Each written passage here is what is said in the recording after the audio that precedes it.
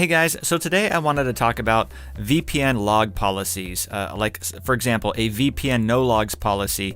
What is that? What do you need to know about it? What kind of logs do VPNs keep on you, and are they dangerous, not dangerous? Because there's a lot of confusion about that. You'll see most VPN companies talking about how they have no log policies, but then when you read the fine print, they do technically log some bits of information. The key is whether that information they log could actually get you in trouble or not, or be something that concerns you. So that's what I want to talk about. First, I want to go through the types of VPN logs, talk a little bit about their reasons for keeping this information, and then even give you a couple recommendations of a couple of good VPNs I'd recommend in regards to all this. So first, let's look at the types of VPN logs. There's three I want to talk about. First is usage or browsing logs. So these logs basically include online activity. This is going to be your browsing history, connection times, IP addresses, metadata, and so forth. And so from a privacy standpoint, you definitely want to avoid any VPN that collects usage data. Now, most of the VPN services that are collecting usage logs are free VPN apps, which is basically spyware. They're collecting this data from you, then they're selling it to third parties. So that's really how they're monetizing or paying for the fact that it's a free VPN service.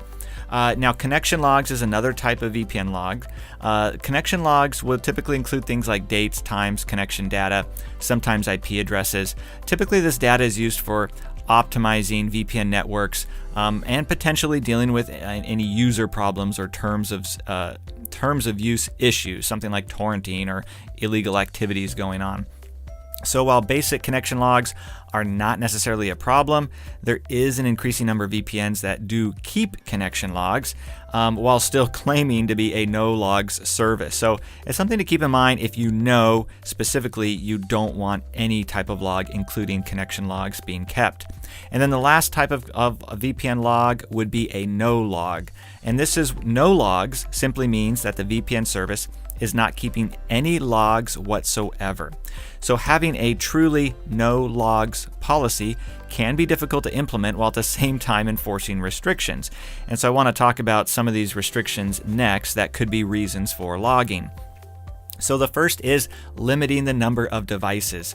So one of the a lot of VPNs, nearly every VPN, they have some limit as to the number of simultaneous connections you can have. And this is usually around, 3, 4, 5, 6 device connections simultaneously. So VPNs will likely and often maintain a log to know how many devices you're connected to.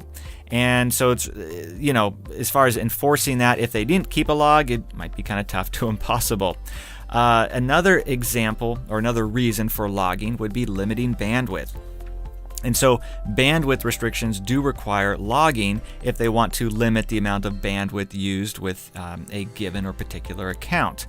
A third reason is going to be logging with rental servers or virtual private servers. So many VPNs, they're going to use virtual servers because they're much cheaper than dedicated servers. But this can create problems from a privacy standpoint. The problem is that rental servers may maintain logs of server activity.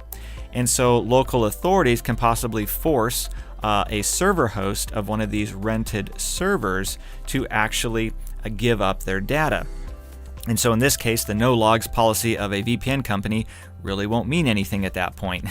And an example of this was with a VPN, I believe it was EarthVPN, where a guy in the Netherlands was arrested for using this VPN, even though he was using this VPN, because the police went to the server host of the not the VPN company, but where they were renting this server from. They got all the data they needed to find and arrest the man who was accused of making bomb threats.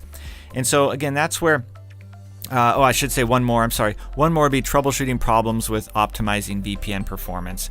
And so this is where logging connection data is often justified by VPN providers so they can fix problems with their service and optimize their network, because they want to be able to run a fast, secure, and reliable VPN service that doesn't necessarily require logging, but they still need to keep some minimal connection logs to make sure everything's working well.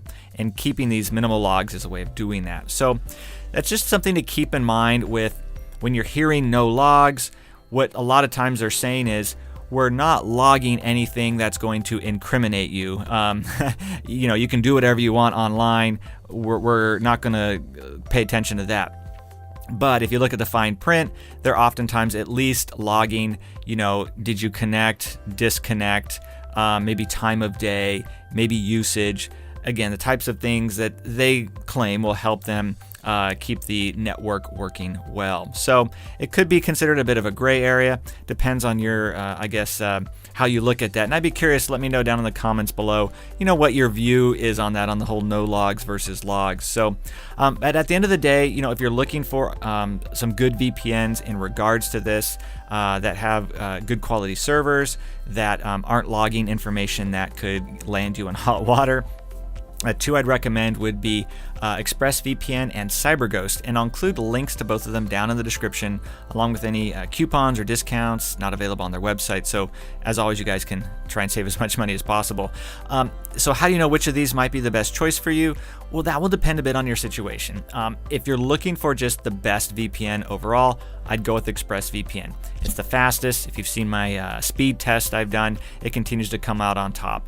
With the gaming VPN challenge, again, it came out on top as well there, again, having the lowest latency and ping.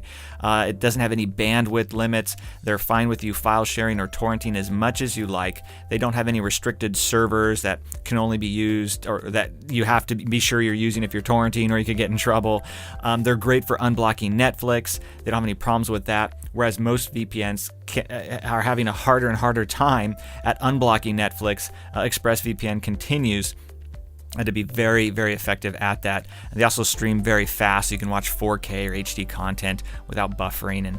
And wonderful VPN, fantastic customer service, one of the easiest VPNs you can use. They have these great apps. They're very simple, even if you've never used a VPN before. They have live 24/7 chat support, so if you do need any help, they're happy to help, even with technical questions as well.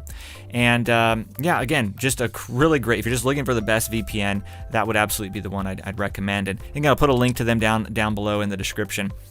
The next one would be CyberGhost.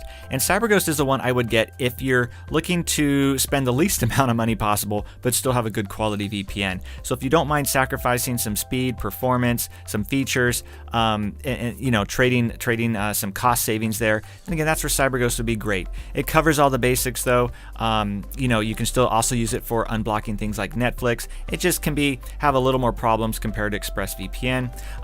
They also have great customer service. They have a money-back guarantee, just like ExpressVPN, though they do have a 45-day money-back guarantee compared to Express that has a 30-day. And CyberGhost also allows you to connect up to 7 devices simultaneously, whereas ExpressVPN only allows you to connect up to 5 devices simultaneously. So if you have a larger household, that's where CyberGhost might be a better fit in that situation as well. But again, I'll put links to both of them down in the description below, along with any deals or discounts, the best that I can find for you guys. So as always, you can save as much money as possible. Yeah, so feel free to take advantage of that. So bottom line, again, if you just want the best overall, I'd go with Express. If you want to save some money and don't mind trading some, you know, speed and performance for that cost savings, again, that's where CyberGhost would be the way to go as well. It's kind of the budget friendly pick there. Otherwise, thanks so much for watching, you guys. If you have any questions, let me know down in the comments below. Otherwise, again, appreciate your time and stay safe out there. I'll look forward to seeing you in the next video.